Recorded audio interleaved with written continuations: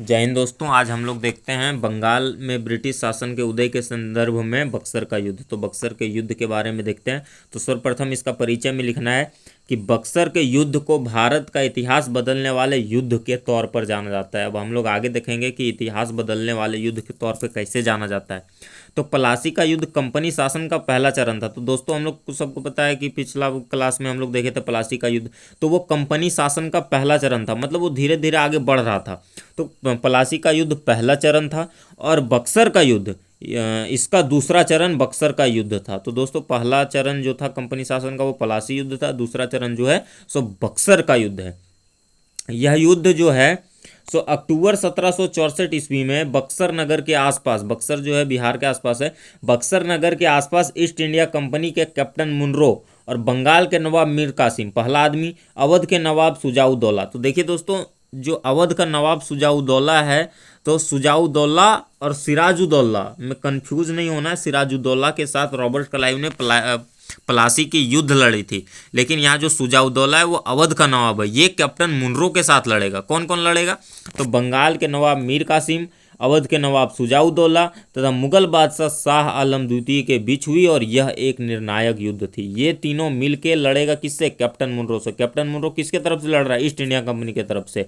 बक्सर का युद्ध कब लड़ा गया था? अक्टूबर 1764। किसके किसके बीच लड़ा गया था? एक तरफ कौन था? कैप्टन मुनरो, और दूसरी तरफ कौन था? नवाब मीर कासिम, और अवध का नवाब कौन था? सुजाउद्दौला, तथा मुगल बादशाह कौन था? शाह आलम द्वितीय के बीच हुआ था। अब हम लोग देखते थोड़ा सा पृष्ठभूमि देख लेते हैं। अगर पृष्ठभूमि आपको समझ में नहीं आएगा तो आप पूरा आंसर राइटिंग अच्छे से नहीं लिख सकते हैं, और अगर पृष्ठभूमि समझ में आ गया तो आपके लेखन क्षमता में वृद्धि हो जाएगी, आप खुद ब खुद लिख दीजिएगा।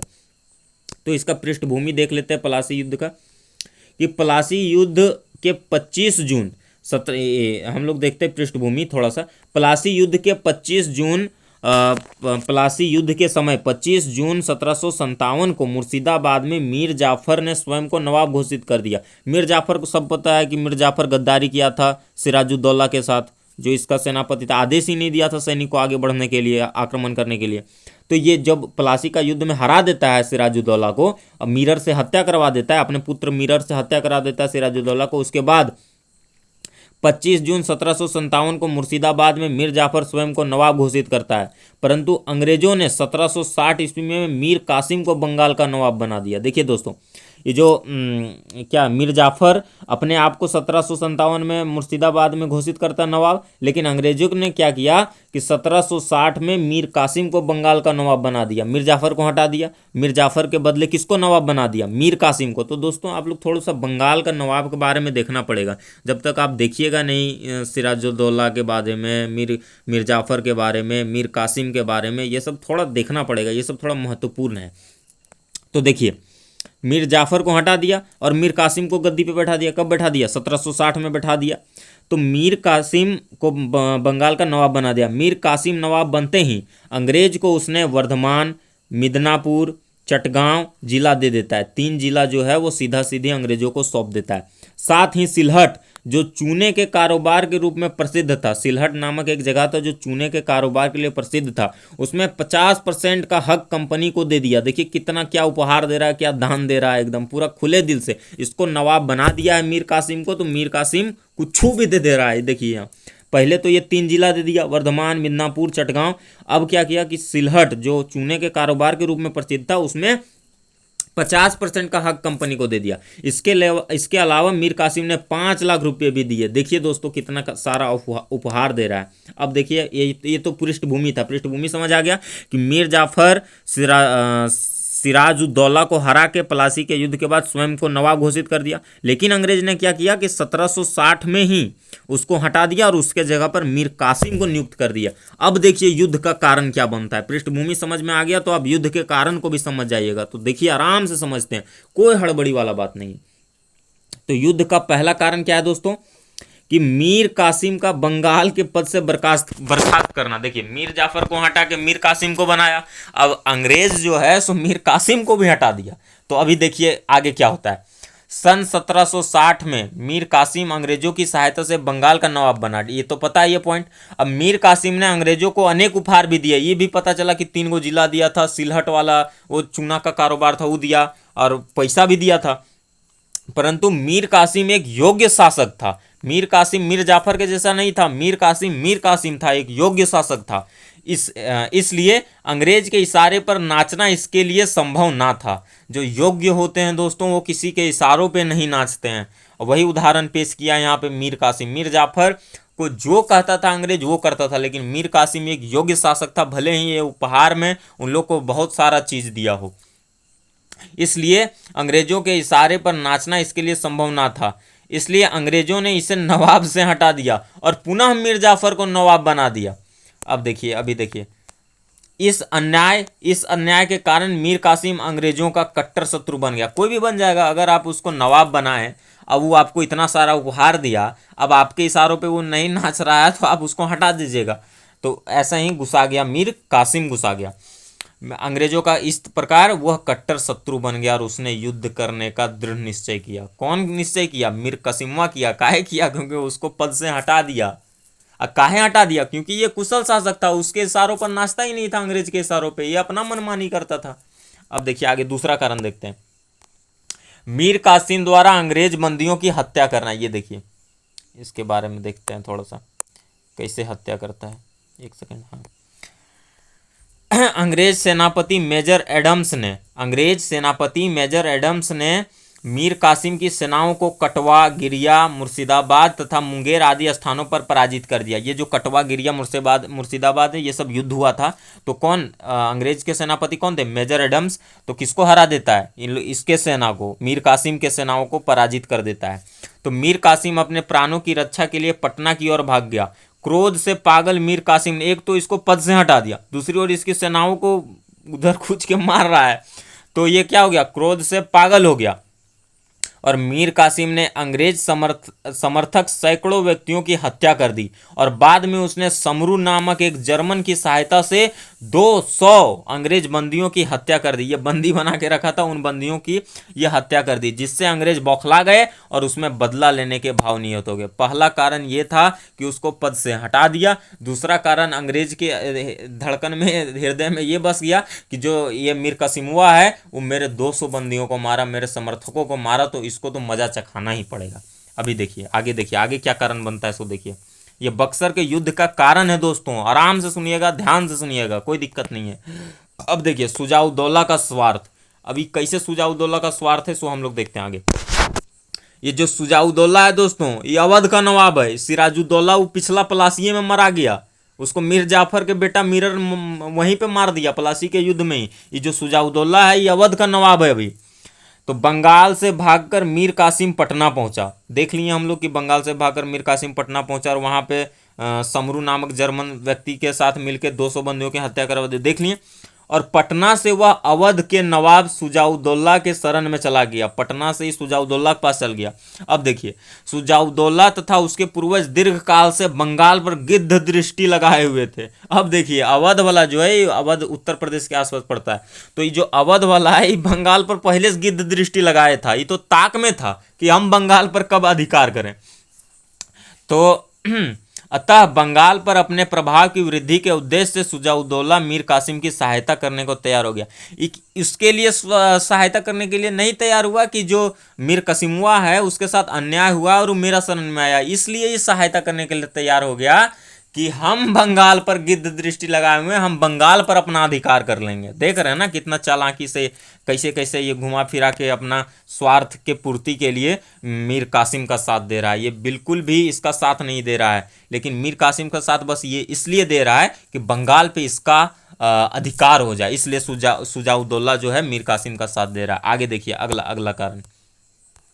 मीर कासिम, सुजाउद्दौला तथा शाह आलम द्वितीय में गठबंधन। ये तीनों के बारे में देखें। मीर कासिम जो था इसके साथ अन्याय हुआ था, सुजाउद्दौला अवध का नवाब है, शाह आलम द्वितीय देखिए कौन है, अभी पता चलेगा आपको शाह आलम द्वितीय कौन है।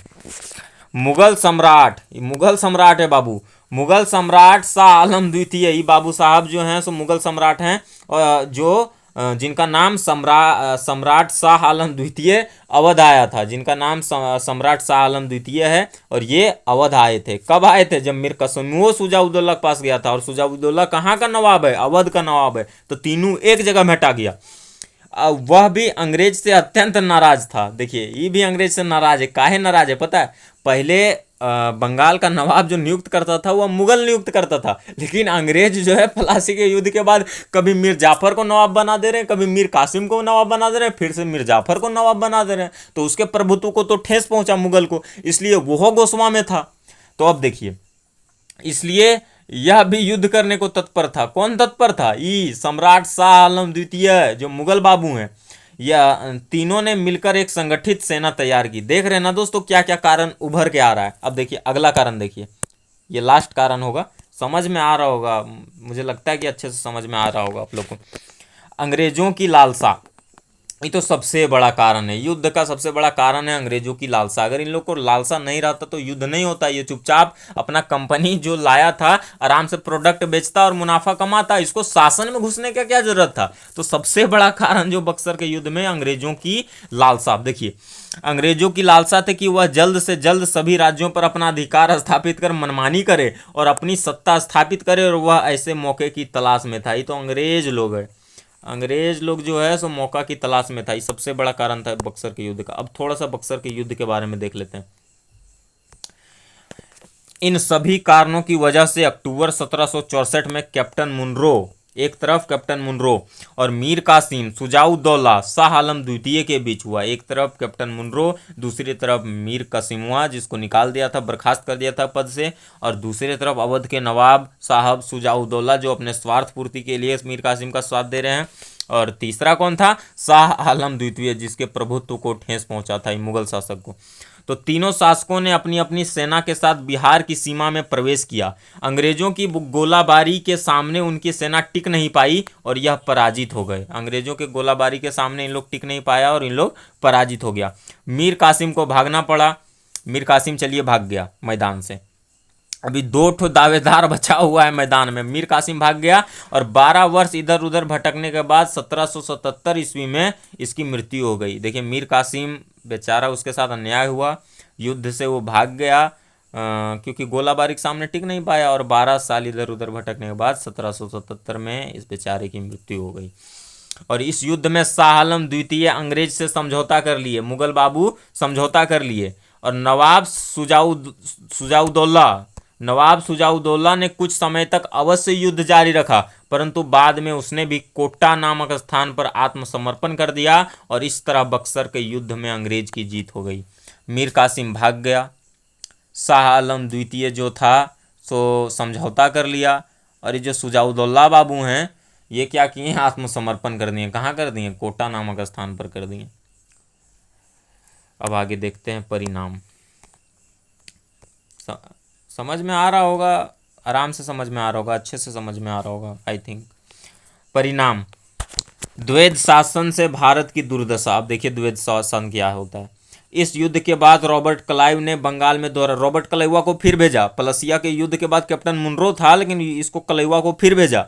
देखिए रॉबर्ट क्लाइव ने बंगाल में दोहरा शासन स्थापित कर दिया, अर्थात प्रशासनिक दायित्व तो बंगाल के नवाब पर था, सिर्फ नाम मात्र का क्या कहते हो, सॉरी, नाम मात्र का सिर्फ जो था शासन जो था यह बंगाल के नवाब पर था, नाम मात्र का शासन।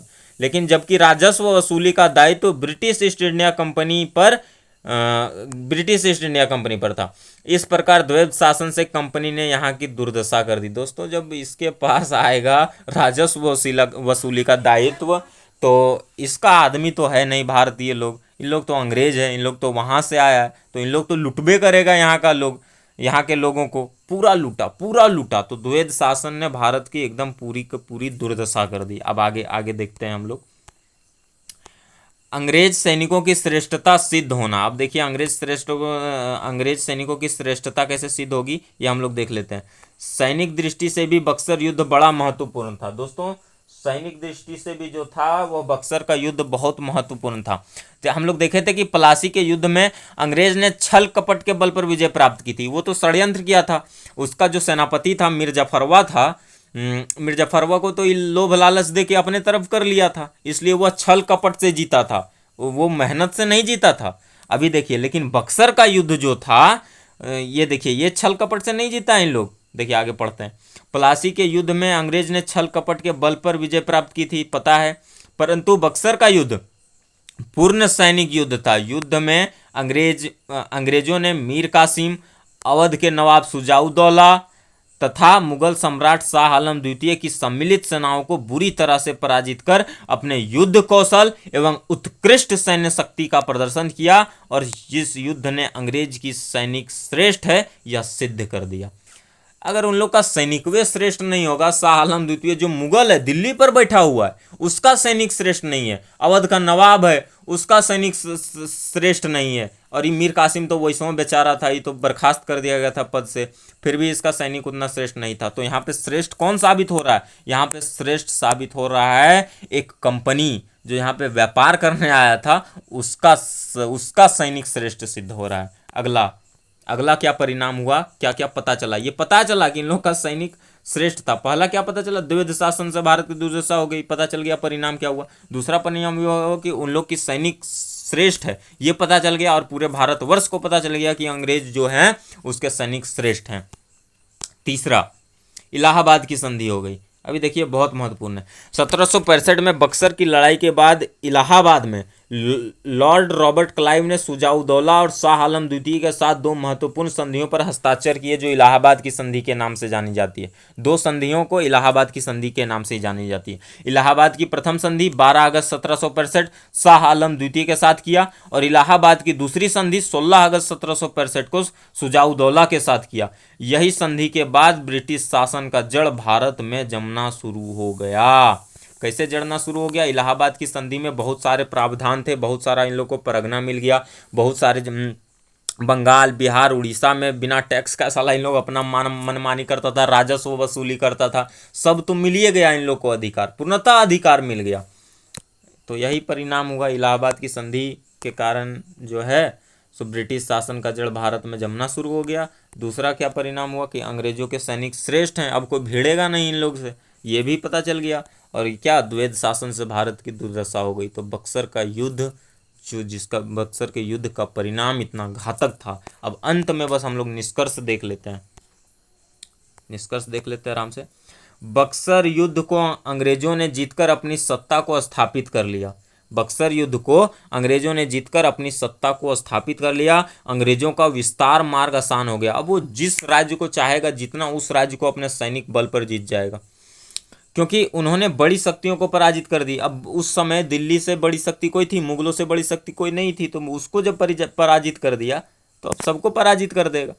हाँ, मराठा ये सब भी उतना प्रबल था, अच्छा उन लोग का भी सैनिक शक्ति था, लेकिन अभी देखिए अभी तो फिलहाल यहाँ पे दिल्ली सत्ता ही सबसे मजबूत लग रही थी, तो उन लोग को हरा दिया क्योंकि उन्होंने बड़ी शक्तियों को पराजित कर दिया। अंग्रेजों कि बंगाल, बिहार, उड़ीसा में स्थिति सुदृढ़ हो गई है, होबे करेगा, और भारत की पतनता यहीं से प्रारंभ हो गई। भारत यहीं से पतनता की ओर अग्रसर हो गया दोस्तों, और इस तरह बंगाल में ब्रिटिश शासन का उदय हो गया। बक्सर युद्ध के बाद बंगाल में ब्रिटिश शासन का उदय हो गया।